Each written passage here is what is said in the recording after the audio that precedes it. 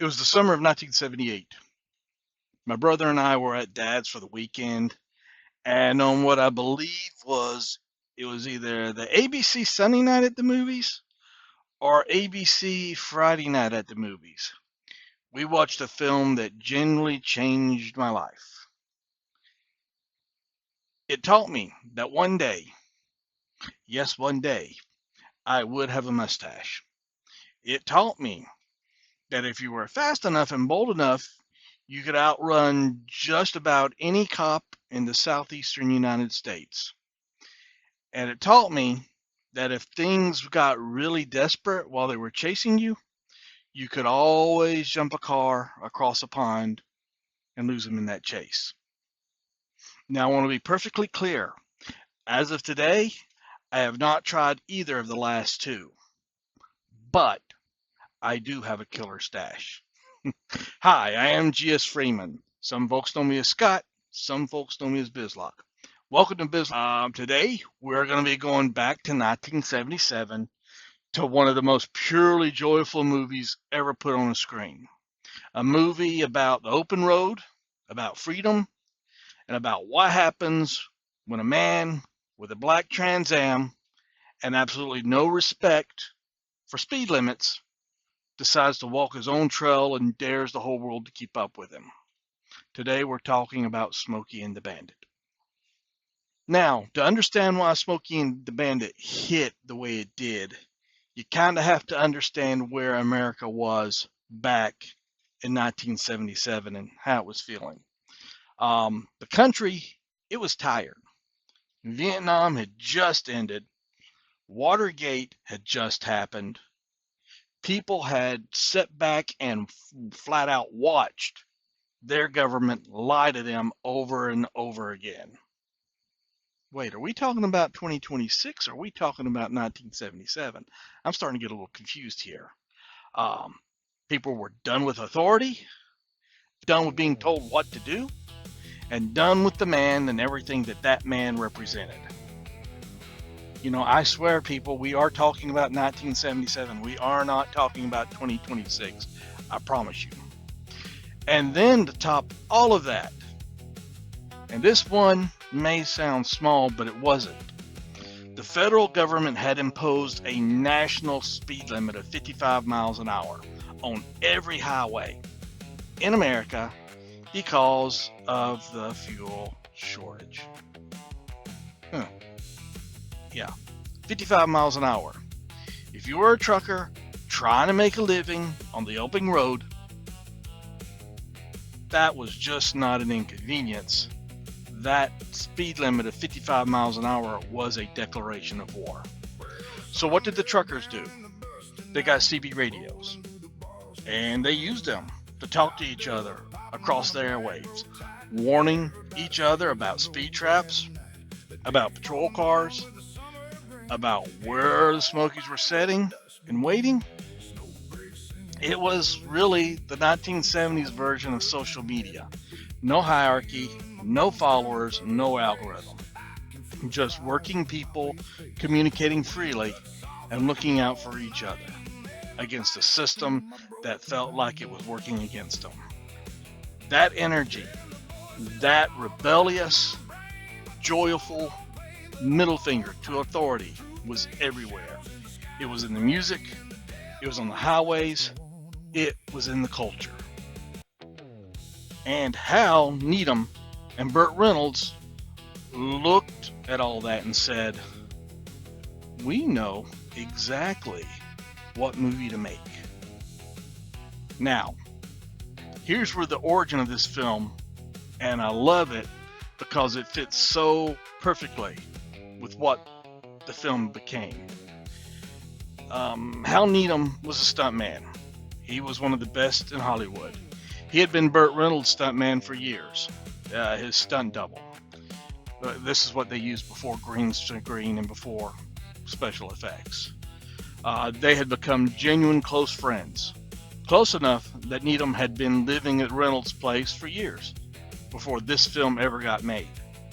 While working as Reynolds' stunt double on the set of Gator down in Georgia, it was 1976. Somebody brought Needham a few cases of Coors from California. Now, here's the thing about Coors beer in 1977. You could not legally transport it east of the Mississippi River. It wasn't pasteurized. It required refrigeration. Moving it across state lines was genuinely illegal. And people did it anyway because apparently Coors was worth the risk.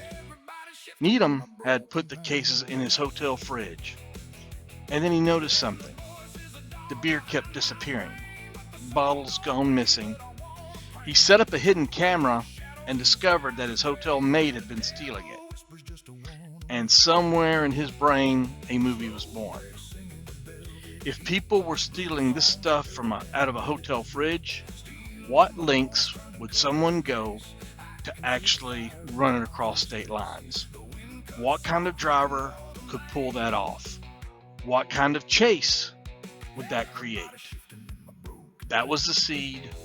That was the whole thing. Needham wrote up this idea originally. He had planned it as a low-budget B movie. We're talking $1 million budget with his friend Jerry Reed as the Bandit. But then he showed the script to Burt Reynolds, and Reynolds said yes. At that point, everything changed. The moment Reynolds signed on, the studio took it seriously. Universal Pictures came in, bankrolled the film for $5.3 million, which sounds like a reasonable vote of confidence until you hear what happened 2 days before the filming was supposed to start. 2 days before the filming was supposed to start, Universal sent a guy to Atlanta.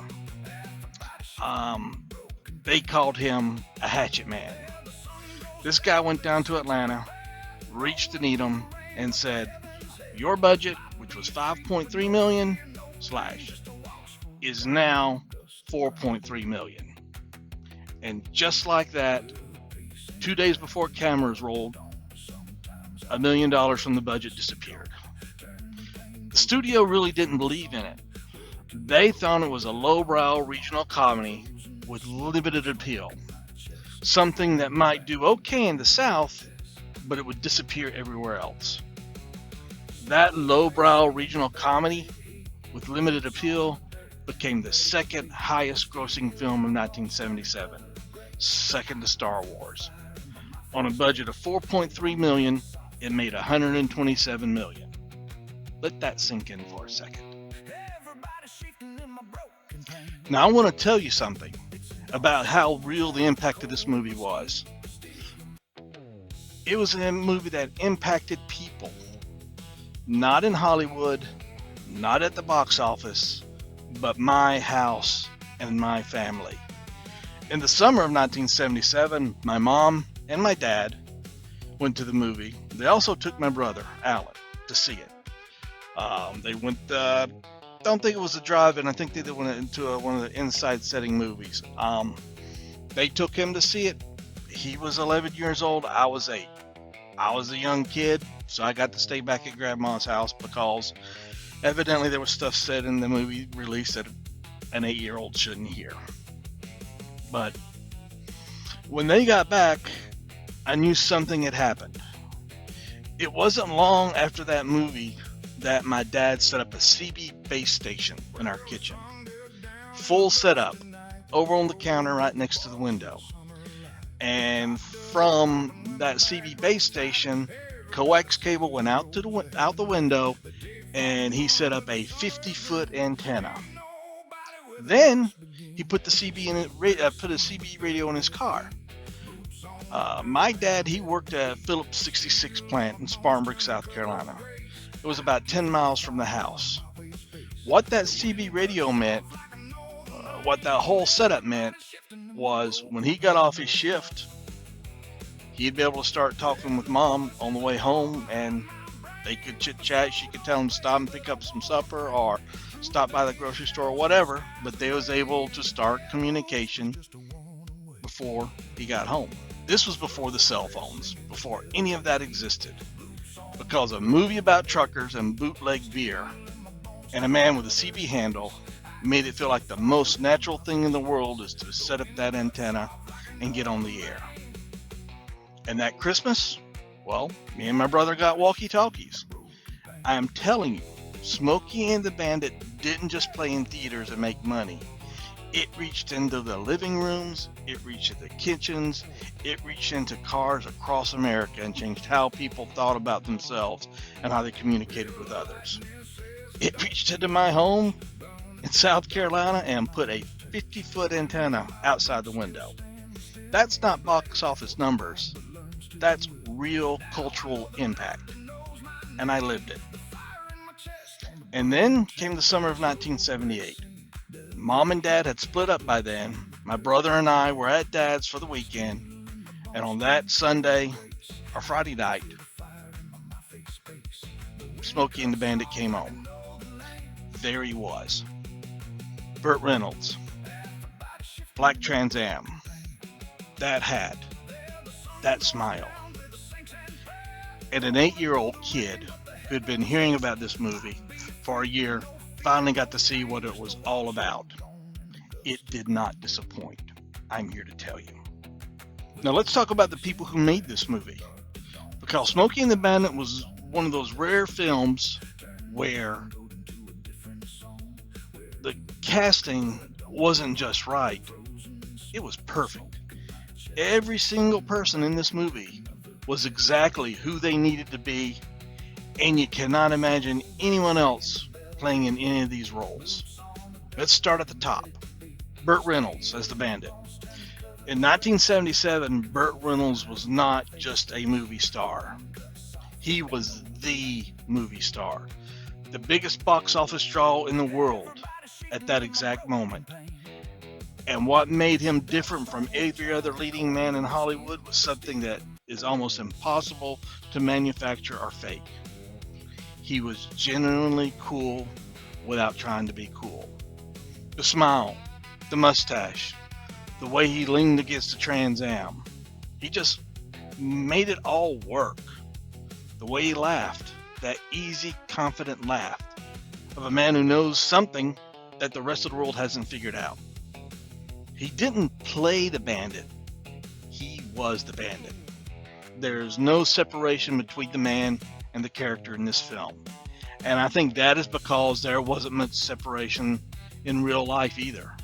Burt Reynolds walked his own trail off the screen the same way he walked it, the bandit walked it on the screen.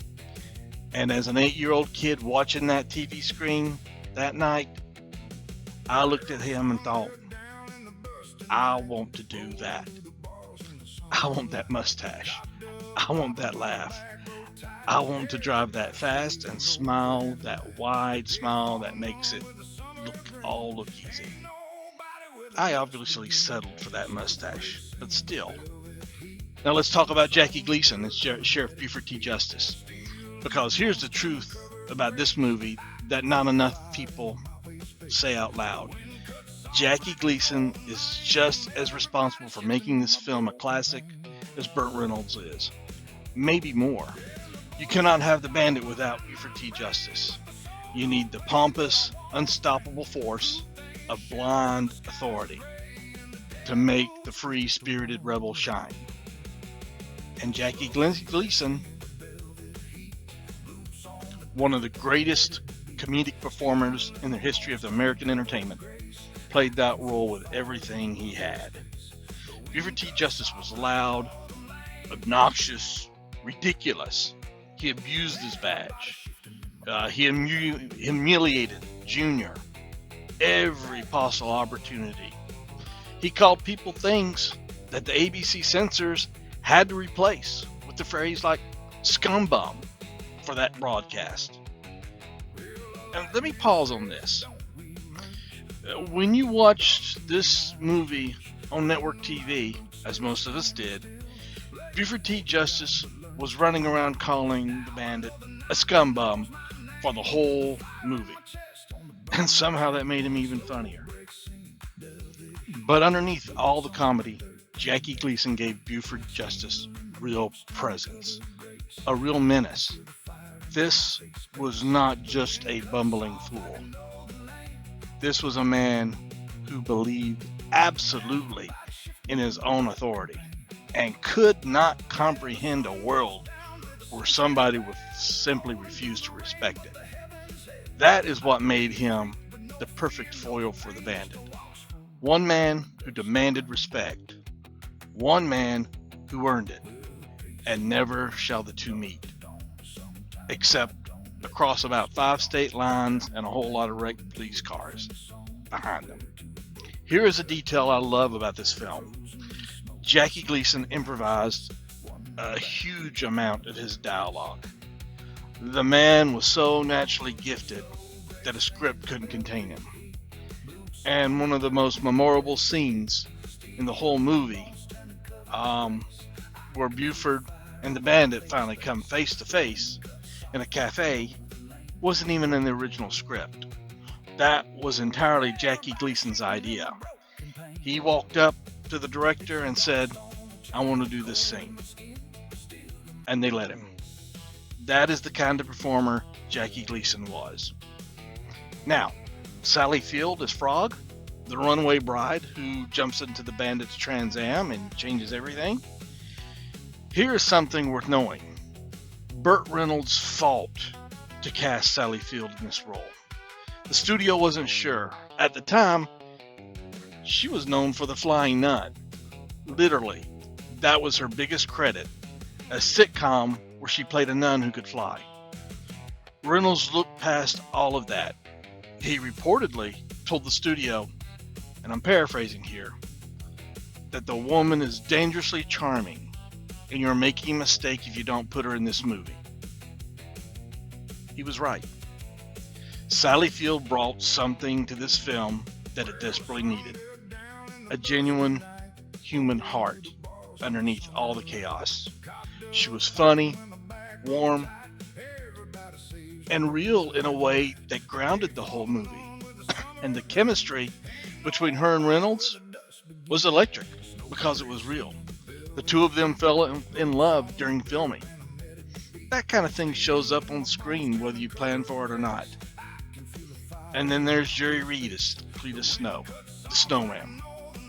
Jerry Reed was already a country music legend before this film, and he brought that same natural ease and warmth to the screen that he brought the music to.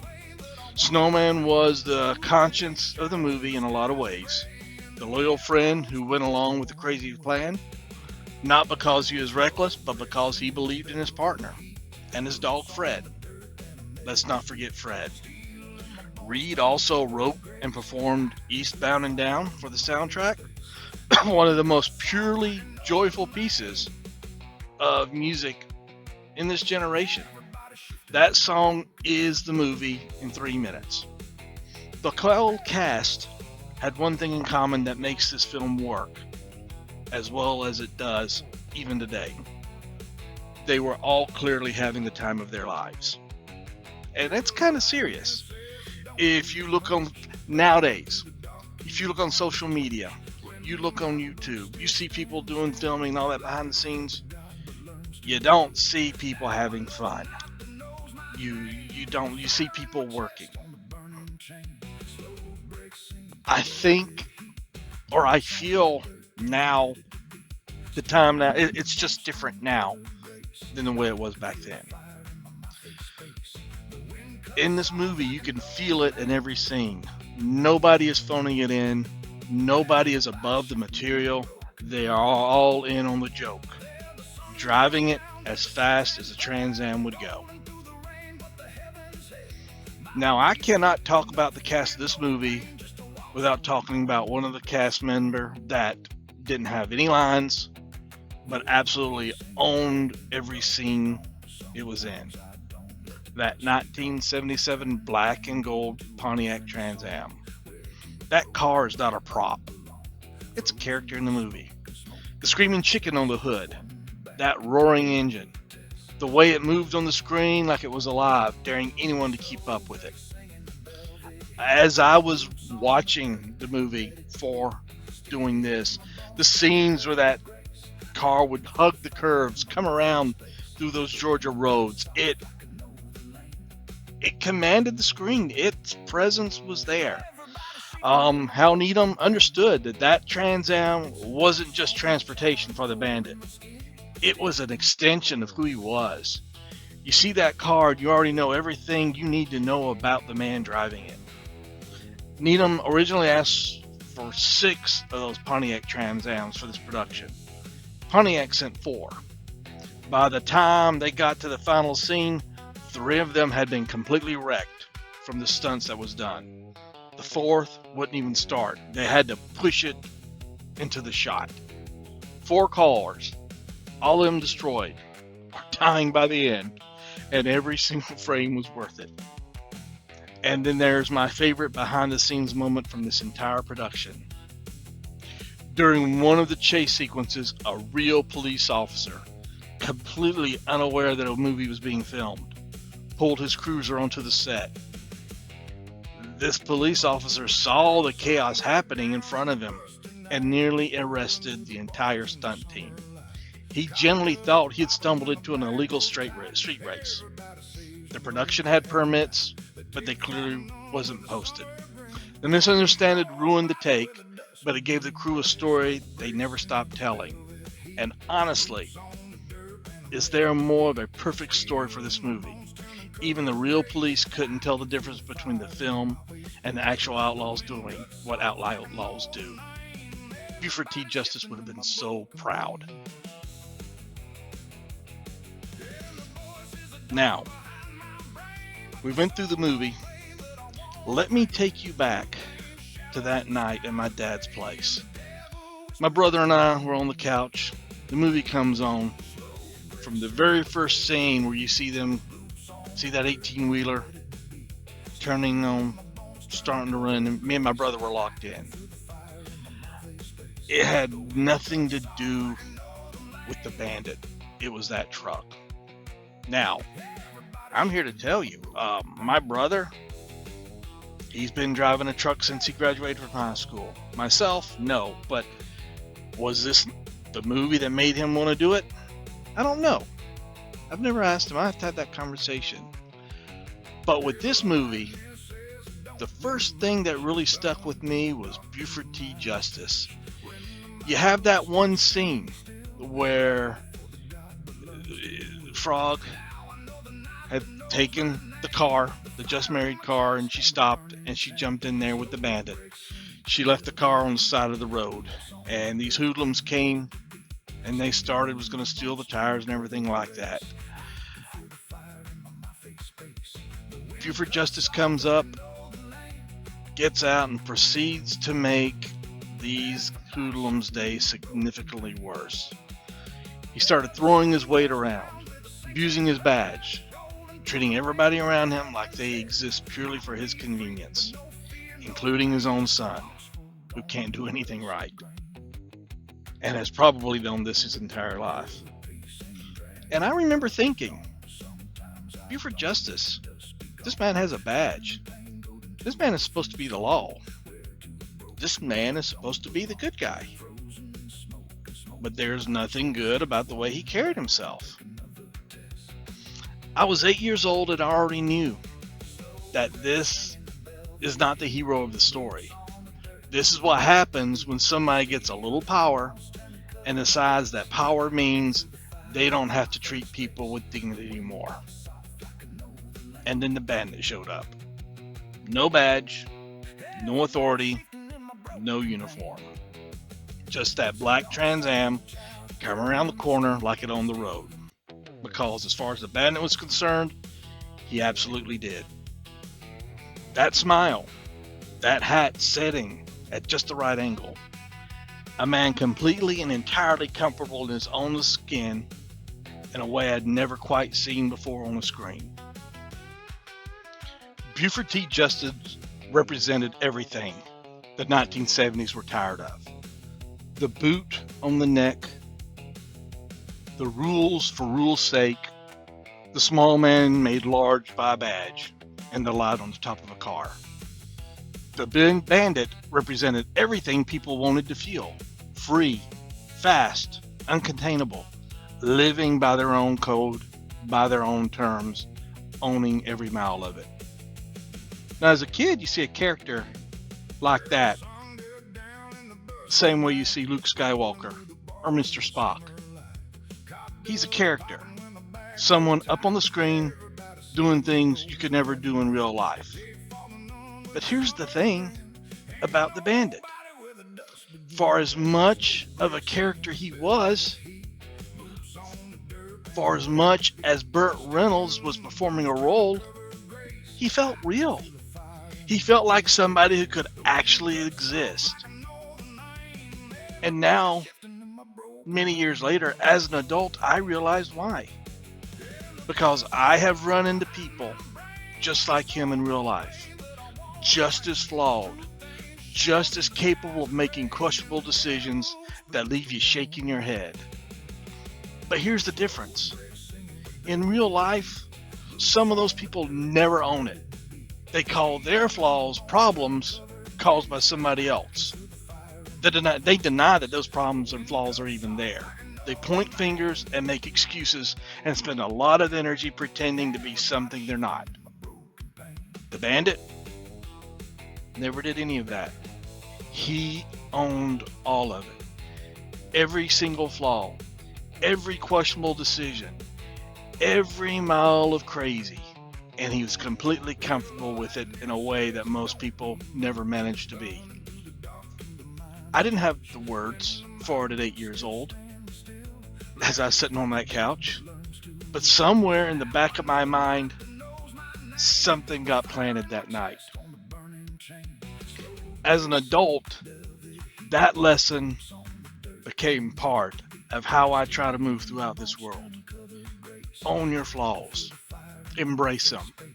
They are a part of who you are, and pretending they don't exist doesn't make you better. It makes you dishonest. The Bandit taught me that before I even knew I was being taught. He never apologized for who he was. He never pretended to be something he wasn't. He walked his own trail, and he did it with that smile. That said, yeah, I know this is crazy, but I wouldn't have it any other way. And to an 8-year-old kid sitting on my dad's couch, that was one of the most powerful things I'd ever seen. Because that smile said something I needed to hear, even if I didn't know the words for it yet. It said, be yourself. Own yourself. Walk your own trail. The world is going to try to put purity justice in your way no matter what you do.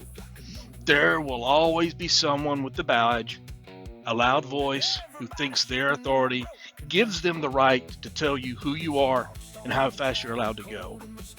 The question is whether you have the nerve to hit the gas anyway. Now here is something I have never quite said out loud before.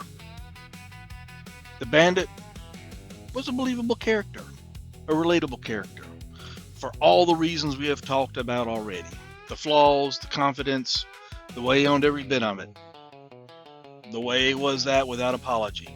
He felt real in a way that a lot of movie characters never managed to feel. And I think that was the seed. Because when I eventually became a writer and started building my own characters, I kept coming back to that same principle without even fully realizing where it came from. My character, Linnell, is a ferret. She has self-doubt. She goes to work and deals with people who intimidate her and leaves her saying, I hate this place. But she goes back every single day. She goes back because she has to. Just like everyone else in the real world who is just trying to get through it. That's not a perfect hero. That's a real character. That's a believable character. A relatable character. That is Bandit's DNA showing up in a ferret 30 years later. And then there's Hare. Professor Lupus Hare, who sits behind his authority and uses it on his own whim. Who believes absolutely in his own power and cannot comprehend a world that doesn't bend to it. Sound familiar? Yeah, Buford T. Justice left his fingerprints all over that character too. I didn't plan on any of that consciously. But looking back now, it's as clear as that 50-foot antenna. Smokey and the Bandit taught an 8-year-old kid that the most powerful characters are not the ones without flaws. They are the ones who have flaws and keep going anyway. The ones who own their mess and walk their trail regardless. And that kid grew up and wrote characters the same way. Here is something worth sitting with. Smokey and the Bandit was a movie of its time. The 55-mile-per-hour speed limit is gone. CB radios are mostly gone. Drive-ins, them as well. They're mostly gone. The kind of freewheeling, joyful, anti-authority energy that made this film explode in '77, that specific cultural moment, you could not manufacture it today. You could not recreate it. A movie exactly like this could simply not be made in the same way, in the same spirit, for the same reasons. It belonged to its moment the way very few films ever do. But here is what I keep coming back to, as I said, remembering these memories. The best actors play the best characters. And it's those characters, they are the true heart of any story.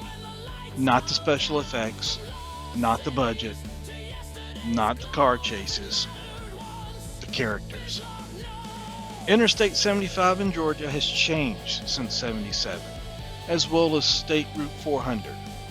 The roads they drove on, they look different now. The world they drove through looks different now. But the Bandit has not changed. Buford T. Justice has not changed. The Snowman has not changed. Those characters are frozen in that perfect amber of a Sunday night in 1977, and they will be there forever, exactly as they were, exactly as they made us feel. The Bandit still has that smile, still has that hat on at the right angle, still hitting the gas in that black Trans Am like the open road is his and nobody else's. Not Buford T. Justice, not the whole Georgia State Police, not anyone has the right to tell him how fast he is allowed to go. And somewhere, an 8-year-old kid is watching that for the first time, and he is learning something that he won't have the words for until he's 57 years old. Walk your own trail. Own your flaws. Hit the gas. I am G.S. Freeman. This has been Bizloks Retro Hour. Take care of yourselves, and we'll see you on the other side.